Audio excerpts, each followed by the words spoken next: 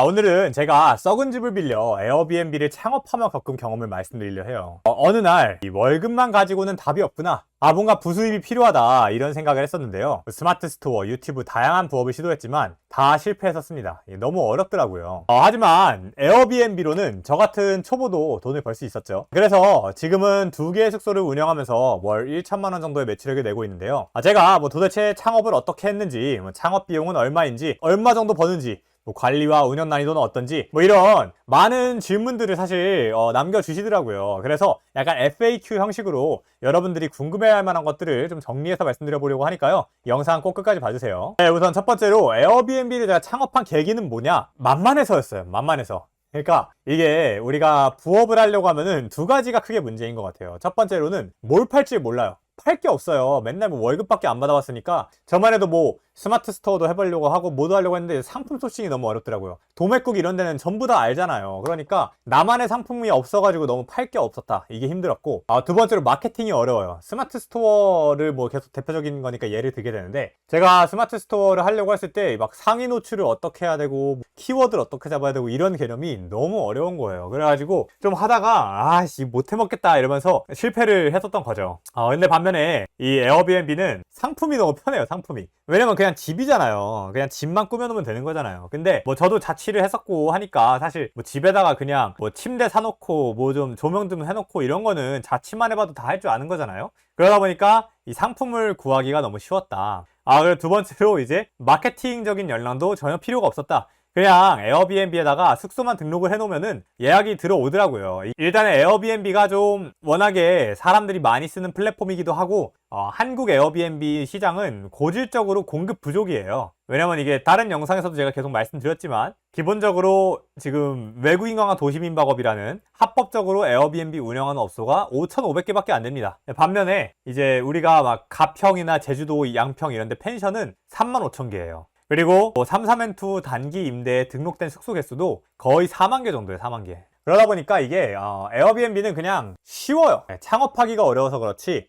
물건을 상품을 만드는 것도 쉽고 그냥 자취만 해봤으면 만들 수 있고, 마케팅도 애초에 공급이 적기 때문에 그냥 사진 예쁘게 잘 찍어서 올려놓으면은 예약이 또 들어오더라. 그래서 만만해서 시작을 했던 것 같아요. 이제 두 번째로 또 많이들 궁금해 하시는 게 순수익이 얼마냐. 제가 매출액은 한 달에 1,000만 원에서 1,300만 원 사이 나오고 있고요. 순수익률은 그때그때 달라요. 근데 보통 50에서 60% 언저리라고 생각하시면 됩니다. 하지만 한여름이나 한겨울처럼 전기세나 가스비가 많이 나올 때는 더 떨어지기도 하고요. 에어컨을 청소해야 된다거나 가구를 교체해야 된다거나 수리를 할 게 있다거나 이렇게 큰 돈이 쓰일 때는 당연히 또 순이익이 더 떨어지겠죠. 그리고 제 수강생 분들을 봐도 보통 다 월 매출액이 한 400만 원에서 진짜 많이 버시는 분들은 800만 원, 저보다 더 많이 버는 거죠. 숙소 하나당. 전 숙소 하나에 거의 500에서 700만 원 사이 버는 건데, 그분은 숙소 하나에 800만 원까지 버는 분들도 계시고. 그래서 창업에 성공하신 분들은 보통 좀 많이 낮으면은, 서울 기준이긴 해요. 서울 기준으로 많이 낮으면 한 300만 원 매출액이, 좀 일반적으로는 한 400에서 500만 원, 좀 잘 벌면 한 700에서 800만 원 정도 매출액을 내시는 것 같아요. 에어비앤비 창업 비용이 얼마냐? 이게 집값, 집에 보증금이 있을 거고 인테리어 투자비가 있을 거 아니에요. 근데 보증금은 워낙에 상황 따라 다르니까 일단 제외를 하고, 인테리어 비용만 기준으로 하면은 정말 줄이면 한 500만 원까지 줄일 수 있고요. 좀 이제 1,000만 원 이내면은 대충 다 세팅이 가능합니다. 저 같은 경우에는 방 4개짜리 전용 23평 정도 되는 숙소를 꾸밀 때 한 2천만 원 정도가 들었어요. 근데 제가 이때는 이미 에어비앤비로 돈이 된다는 확신이 있었고 그러다 보니까 좀 돈을 좀 넉넉하게 많이 써가지고 이런 거였고요. 사실 그 숙소도 제가 줄이려고 마음을 먹었으면 한 1,000만 원, 1,300만 원 요 정도 것을 사이에서 컷을 할 수가 있었습니다. 그래서 인테리어 비용이 굉장히 낮게 든다. 사실은 이 정도로 인테리어 비용 낮게 드는 오프라인 사업이 별로 없죠. 아시겠지만 스터디 카페 이런 거 하나 하려면 2억, 3억 들어야 되잖아요. 근데 이제 매출액도 괜찮게 나오니까 가성비가 좋은 사업인 것 같아요. 그리고 무엇보다 또 좋은 게 이 관광진흥기금 대출이란 게 있어요. 그래서 이게 에어비앤비도 관광 숙박업이거든요. 그러다 보니까 관광에 이바지하는 거잖아요. 그래서 정부에서 좀 보조금 비슷하게 줘요. 그래서 창업을 한 다음 년도부터 한 2천만 원에서 한 최대 5천만 원까지 요 사이를 되게 저금리로 대출을 해주고요. 저 같은 경우에는 지금 2% 금리로 5천만 원 대출을 숙소 하나당 받았어요. 지금 제가 숙소 2개 운영하고 있으니까 2% 금리로 1억 원 정도 대출이 나와 있는 거죠. 그래서 굉장히 좋습니다. 이런 투자비를 회수하기 좋아요. 그래서 저는 사실상 실투금은 0원이에요. 제가 왜냐면 뭐 보증금이 있을 거 아니에요. 보증금이 뭐 4천만 원 들었다. 그리고 인테리어 투자비가 뭐 1천만 원 들었다 이러면 5천만 원이 숙소 하나 드는 건데, 이거를 제가 실제로 이 5천만 원을 나라에서 저금리로 대출을 해줬기 때문에 제 돈 한 푼도 없이 창업을 한 거랑 같은 게 돼버린 거죠. 이 얘기가 참 많죠. 에어비앤비의 오픈 과정과 어려움이 뭐가 있냐. 일단은 에어비앤비의 오픈 과정은 거의 창업의 80%가 매물 찾는 거라고 보시면 됩니다. 그래서 이제 뭐 많은 분들이 좀 에어비앤비는 불법 아니야? 막 이렇게 생각하시는 분들이 있는데 합법적으로 운영을 할 수 있어요. 그래서 외국인 관광 도시 민박업이라는 허가를 받아가지고서는 우리가 합법적으로 운영할 수 있는데요. 이를 위해서는 일단은 호스트가 실제로 거주를 하면서 손님을 받아야 돼요. 그래서 전입신고가 되어 있어야 돼요. 최소 투룸 이상이어야 되고, 서울의 경우에는 건축물 대장상 30년 미만 건물이어야 되고, 다른 일부 지역들도 이렇게 30년 이하여야 되는 경우들이 있어요. 그리고 불법 건축물이 아니어야 돼요. 그리고 이제 주택이어야 돼요. 그래서 뭐 단독, 다가구, 아파트, 빌라 이런 주택이어야지 허가가 나오고요. 뭐 이거 외에도 되게 다양한 요건들이 있는데 지금 제가 말씀드린 게 사실 가장 핵심적인 요건이에요. 이게 집주인의 동의를 또 받아야 되다 보니까 이걸 동의해주는 집주인 찾기도 쉽지 않고, 또 이웃의 동의도 또 받아야 되거든요. 그러다 보니까 이웃의 동의를 받는 것도 또 쉽지가 않아요. 그래서 매물 찾는 게 굉장히 힘들다. 게다가 전입신고가 되어 있어야 되니까 자기 이름으로는 하나의 숙소밖에 할 수가 없어요. 이것 때문에 저도 지금 사실은 에어비앤비를 이런 제약 조건이 왔으면 막 5개, 6개 늘리고 싶었을 텐데, 제가 제 이름으로 하나 있고 저희 어머니랑 약간 공동 창업처럼 해가지고 어머니 이름으로 하나 하고 있거든요. 근데 이제 이거 말고는 이제 더 이상 전입신고를 할 수 있는, 같이 거주할 수 있는 사람이 없다 보니까 제가 오픈을 더 못하고 있는 거고요. 다만 이런 점은 기존에 확장을 하고 싶어하는 사람에게는 단점이지만 신규로 진입하는 사람에게는 그만큼 경쟁자가 줄어드는 거니까 좀 장점이라고도 할 수 있을 것 같아요. 하지만 결론은 뭐냐면 되게 이 매물 찾는 과정이 정말 어렵다. 그래서 제 수강생분들 중에 진짜 빨리 찾으신 분들은 보통 한 2주에서 한 달, 그리고 되게 오래 걸리시는 분들은 거의 막 반년 다 돼서 매물을 구하시는 분들도 있습니다. 그러면은 좋은 매물을 어떻게 찾느냐. 일단은 첫 번째로 중요한 게 뭐냐면 이 위치예요, 위치. 내가 장사가 잘 되는 지역을 찾아가야 돼요. 이 장사가 잘 된다는 건 두 가지 의미가 있어요. 첫 번째로 그냥 수요가 많은 지역이 있어요. 뭐 예를 들어서 뭐 홍대 입구역이나 뭐 서울역이나 뭐 아니면 동대문역이나 뭐 강남역이나 이런 데는 외국인들 수요가 되게 많거든요. 그러다 보니까 이런 데는 수요가 일단 많으니까 되게 좋은 입지라고 할 수 있죠. 두 번째로는 수요는 별로 없는데 경쟁도 적은 위치들이 있어요. 그래서 요거는 사실 좀 정확한 데이터 분석을 좀 해보셔야 되는데, 예를 들어서 뭐 일부 지역 같은 경우에는 수요가 되게 없어요. 그래서 수요가 없다 보니까 숙소가 뭐 한 3, 4개밖에 없어요. 근데 이 3, 4개 숙소가 전부 다 불법 숙소야. 그래서 이제 불법 숙소는 올해 10월부터 다 없어지거든요. 제가 아까 말한 외국인 관광 도시민박업 허가를 받지 못한 숙소들은 올해 10월부터 다 지워져요. 그러면 어떻게 되겠어요? 이게 여기가 비록 수요가 적지만 내 경쟁사들도 다 없어질 거고, 이 경쟁사들이 막 보니까 뭐 인테리어도 그렇고 사진도 그렇고 별 볼 일 없어. 그러면 내가 들어가서 이길 수가 있겠죠. 이래서 이제 위치를, 지역을 잡는 게 되게 중요하고요. 두 번째로 이거가 이 매물이 돈을 얼마나 벌지를 확실히 아는 눈이 중요해요. 그래서 예를 들어서 뭐 내가 홍대 입구역에서 뭐 전용 15평짜리 방을 찾았어. 그러면 이게 매출액이 얼마가 나올까? 이거를 바로바로 파악할 수 있어야 돼요. 만약에 이걸 모르면 어떻게 되냐? 내가 홍대 입구역에서 뭐 전용 15평짜리 방을 소개받았는데 이게 월세가 200만 원이래. 그러면은 이게 월세가 좀 비싼 것 같기도 하고 싼 것 같기도 하고, 홍대 입구역이니까 괜찮을 것 같기도 하고, 근데 그래도 비싼 것 같기도 하고, 이렇게 고민하다가 놓치는 거예요. 그래서 여러분들이 좋은 매물을 찾으려면은 아까 얘기했듯이 좋은 위치를 찾을 줄 알아야 되고, 두 번째로 이제 이 매물에서, 이 특정한 매물에서 얼마 정도 매출액이 나올지를 또 파악하는 능력이 필요하다.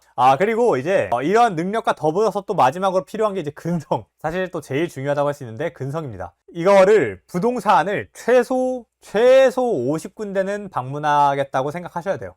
제 수강생이나 지인들 중에 보면 진짜 운 좋은 경우에는 한 10군데 방문했는데 딱 운 좋게 매물 구해가지고서는 오픈에 성공하신 분들도 있긴 해요. 근데 이거는 뭐 이렇게 따지면은 뭐 로또도 운 좋으면 되는 거고 뭐 그렇잖아요?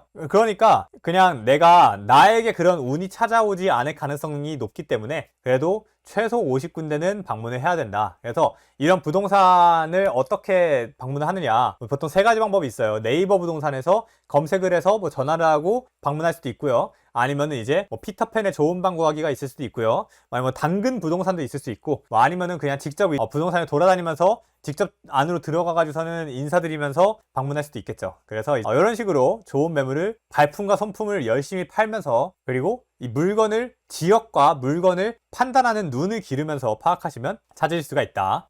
그리고 이제 인테리어 비용에 대해서도 많이 물어보셔요. 이제 인테리어 비용은 셀프로 하시는 게 핵심입니다. 셀프로. 일단은 결국에는 제일 비싼 게 인건비거든요. 우리가 인테리어 업체를 쓰면 안 돼요. 지금 에어비앤비 하면서 인테리어 업체를 쓴다는 건 너무 배부른 소리예요.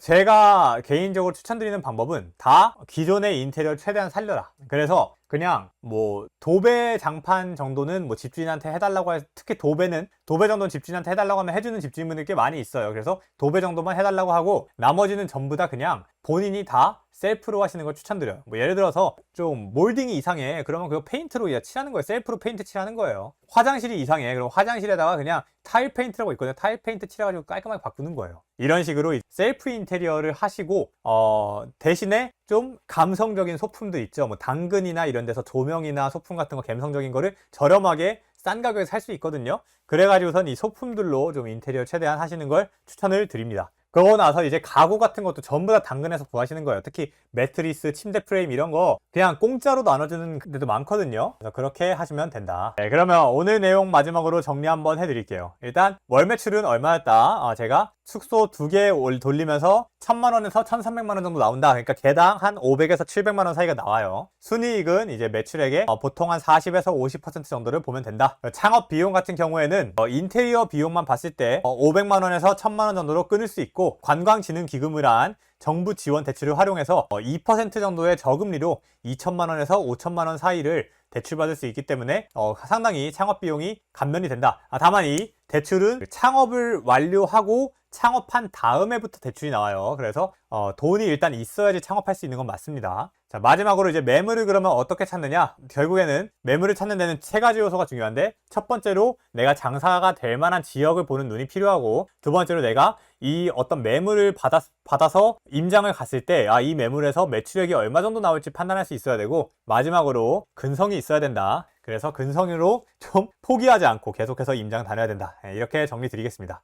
그래서 사실 에어비앤비는 저에게 참 고마운 존재예요. 제가 살면서 처음으로 월급 말고 내 힘으로 돈을 벌 수 있게 해준 거거든요. 이게 가능했던 이유가 뭔가 생각해보면, 뭐 제가 잘나서도 아니고 제가 대단해서도 아니고, 그냥 에어비앤비가 아무런 재능이나 뭐 아무런 능력이 없는 사람도 그냥 근성만 있으면, 근성으로 어떻게 저떻게 물건 구해서 창업만 했으면 돈을 벌 수 있는 사업 모델이기 때문에 이게 가능했던 것 같아요. 그래서 좀 에어비앤비는 아까 말했다시피 태생적으로 창업하기 힘들어요. 그리고 창업하기 힘들다 보니까 공급도 부족해요. 그래서 창업을 하기만 하면 장사가 되더라. 이게 뭐 나뿐만 아니라 제 지인들, 제 뭐 수강생분들, 많은 분들이 실제로 이걸로 처음으로 자기 힘으로 돈을 벌게 된 분들이 많더라. 이런 얘기 드리고요. 사실 그런 사례들을 볼 때마다 전 되게 기쁘고 감사한 것 같아요. 그래서 이렇게 또 이 영상을 봐주신 여러분들에게도, 이렇게 시간 내서 봐주신 여러분들에게도 정말 감사하다는 말씀 다시 한번 드리고요. 요거에 대해서 뭐 에어비앤비가 추가적으로 좀 내가 더 자세히 궁금하다, 이 창업을 할 때 뭐 어떤 점이 더 구체적으로 어려운 거고 이 어려운 점을 좀 어떻게 해결할지 궁금하다라고 하시는 분들은 제가 요 고정 댓글 봐보시면은 이런 에어비앤비에 대해서 좀 알 수 있는 무료 강의를 링크를 달아놨어요. 그래서 한번 링크 들어가셔서 무료 강의 한번 봐보시면 또 도움이 되실 것 같아요. 오늘 영상 봐주셔서 감사하고요. 도움이 되셨으면 구독과 좋아요, 알람 설정도 부탁드려요. 감사합니다.